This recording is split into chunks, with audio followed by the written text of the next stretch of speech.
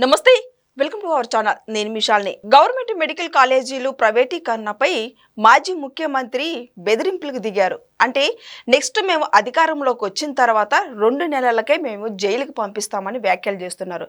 మరోపక్క సీఎం చంద్రబాబు నాయుడు గారు అయితే ఇక విమర్శించవచ్చు కానీ దౌర్జన్యం చేస్తే ఊరుకునేదే లేదని ఓ పక్క బాబు గారు చెప్తున్నారు.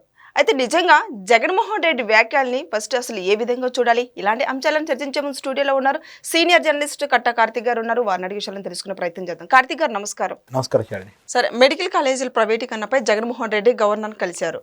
నిన్న ఈ రోజు చూసుకున్నట్టయితే జగన్మోహన్ రెడ్డి గారు ఈ మెడికల్ కాలేజీల ప్రైవేటీకరణపై నెక్స్ట్ మేము అధికారంలోకి వచ్చిన తర్వాత జైలుకి పంపిస్తాం అంటున్నారు. దానికి బాబు గారు సీరియస్ కూడా అయ్యారు.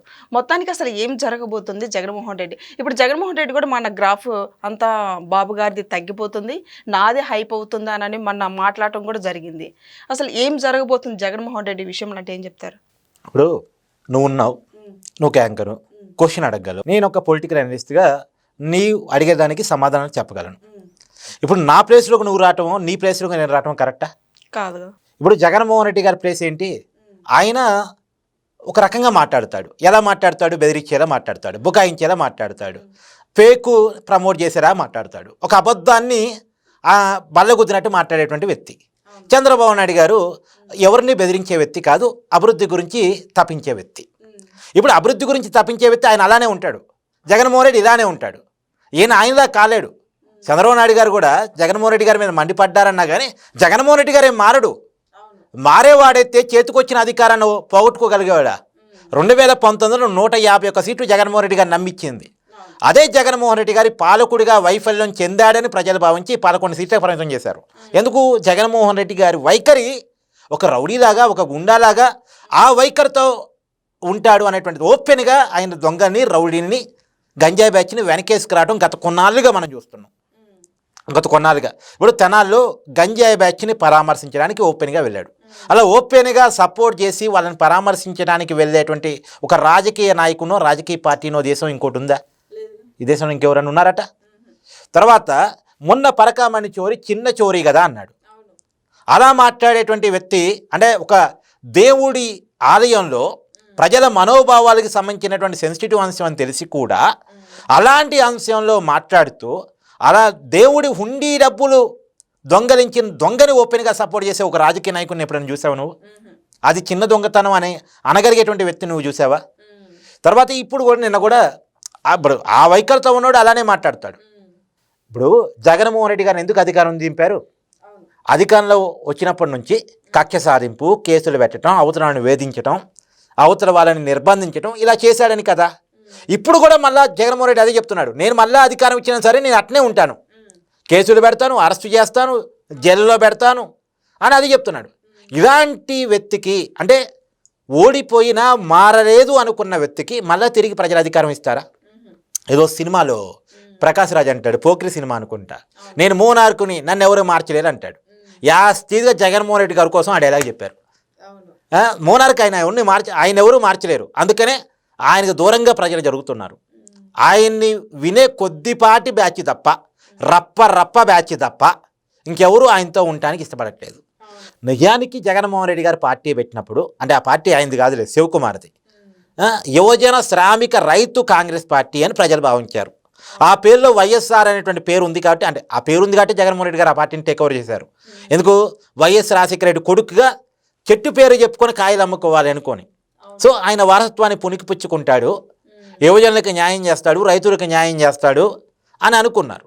కానీ జగన్మోహన్ రెడ్డి గారు ఏం చేశారు? ఆ పార్టీని ఇప్పుడు ఎర్రి, సైకో, రౌడీ అండ్ కరప్షన్ పార్టీగా మార్చివేశారు. అంటే ఓపెన్గా రౌడీని సపోర్ట్ చేస్తున్నారు కదా.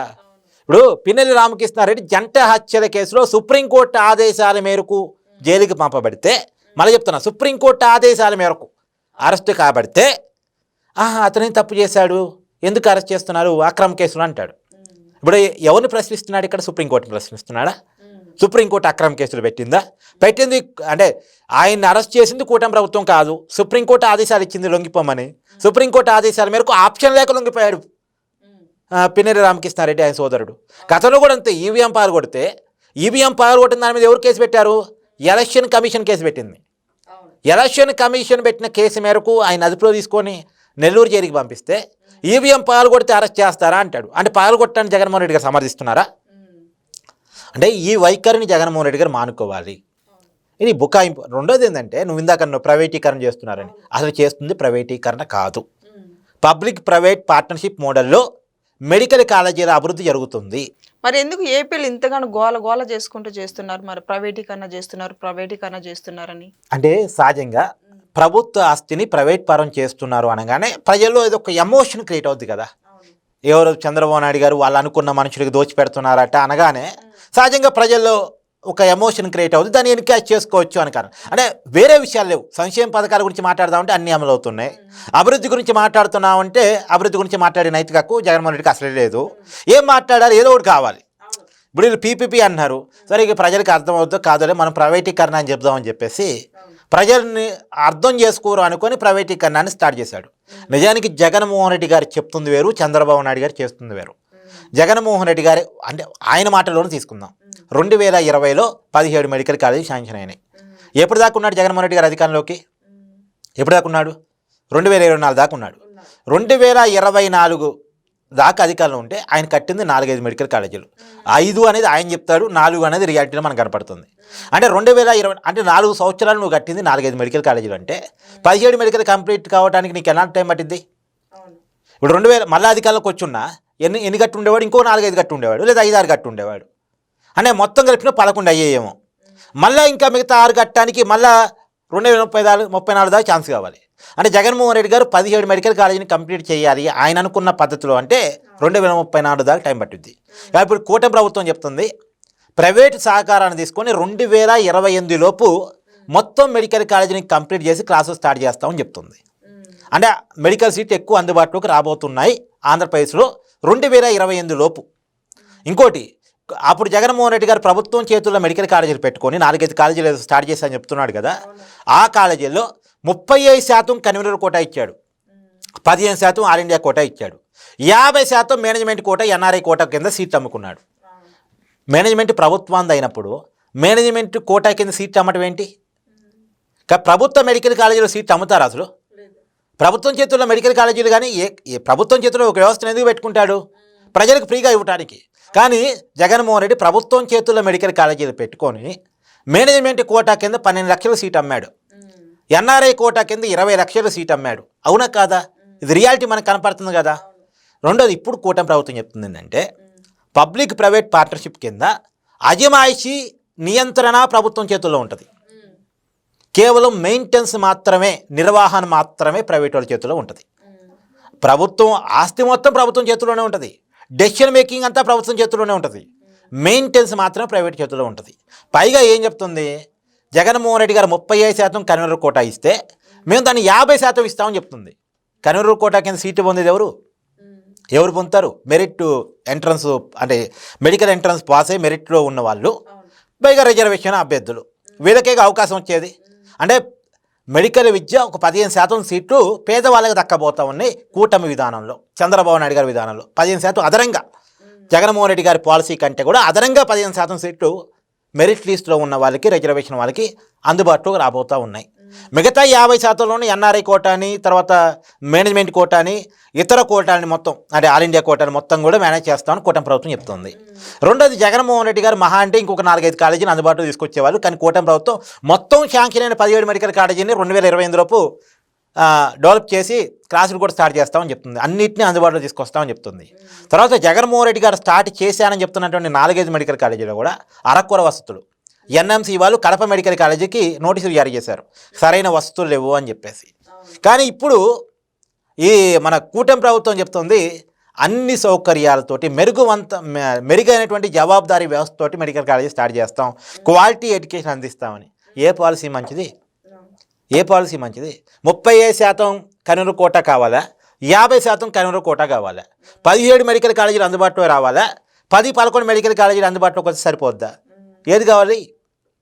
ఖచ్చితంగా చంద్రబాబు నాయుడు గారి పాలసీ జగన్మోహన్ రెడ్డి గారి పాలసీ కంటే బెటర్గా మనకు కనపడుతుంది, కళ్ళ ముందు కనపడుతుంది. అవును. మరి బాబు గారి గ్రాఫ్స్ అంతా అమాంతంగా తగ్గిపోతుంది, జగన్మోహన్ రెడ్డిదేమో పెరిగిపోతుందని మాట్లాడుతున్నారు. మరి ఎందుకు పెరిగిపోయింది జగన్మోహన్ రెడ్డి గారికి? పరకామణి చోరీ, చిన్న చోరీ అన్నందుకు పెరిగిపోయిద్దా? లేదు జైలులో పెడతాను అధికారంలోకి వస్తే అన్నందుకు పెరిగిపోయిద్దా? లేదు రప్పను సంపాదించినందుకు పెరిగిపోయిద్దా?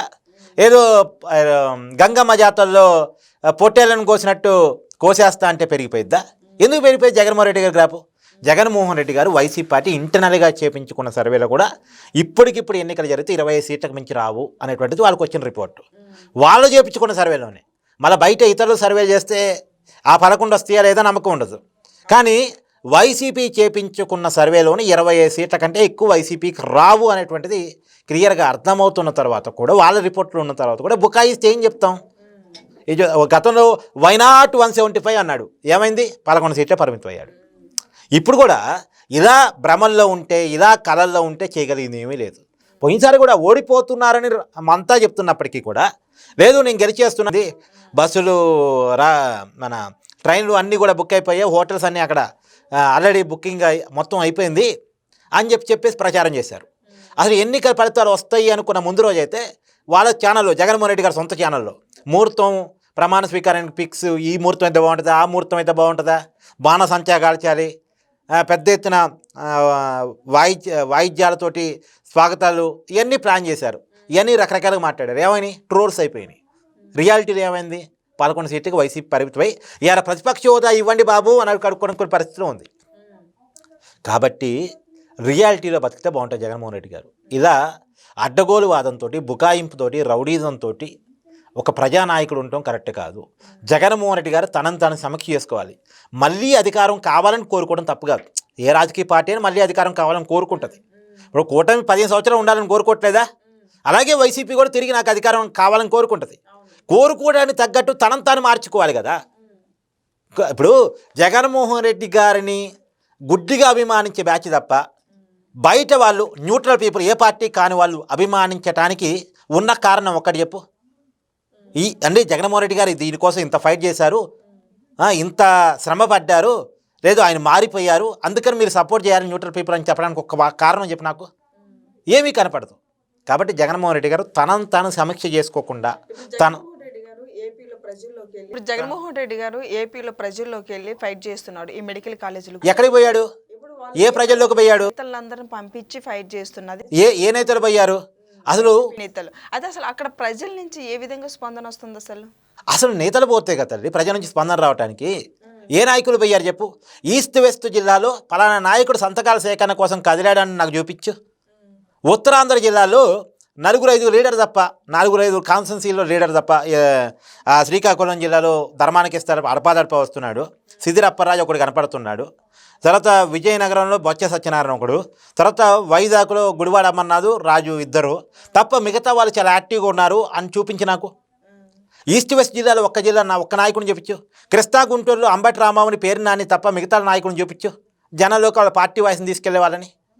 ఇది అంతెందుకు రాయలసీమలో కడప జిల్లాలో వైఎస్ అవినాష్ రెడ్డిని తప్ప ఇంకో నాయకుడిని చూపించు యాక్టివ్గా పనిచేస్తున్న వ్యక్తిని. కర్నూలు జిల్లాలో ఏ నాయకుడు ఉన్నాడో నా చెప్పు వైసీపీలో చాలా యాక్టివ్గా పనిచేస్తున్న వ్యక్తి. అనంతపురం జిల్లాలో తోపుతుత్తి ప్రకాష్ రెడ్డి తప్ప ఉమ్మడి జిల్లాలు గడుతున్నా జనంలోకి వాళ్ళ పార్టీ వాయిస్ని తీసుకెళ్ళి ఇంకొక నాయకుడిని చూపించొకళ్ళు. వాళ్ళు కూడా ఆప్షన్ లేక అక్కడ ఉన్నటువంటి విషయాలతో ఫైట్ చేసుకోవడం తప్ప ఏ నాయకుడు వైసీపీతో వెళ్ళలేడు. జగన్మోహన్ రెడ్డి గారితో ఎవరు ఉండలేరు కూడా. అందుకే ప్రజలు ఆయన దూరం పెట్టారు. అదే దూరంగా జగన్మోహన్ రెడ్డి గారు ఉండేటట్టే ఇప్పటికీ ఆయన బిహేవియర్ అట్నే ఉంది. Thank you.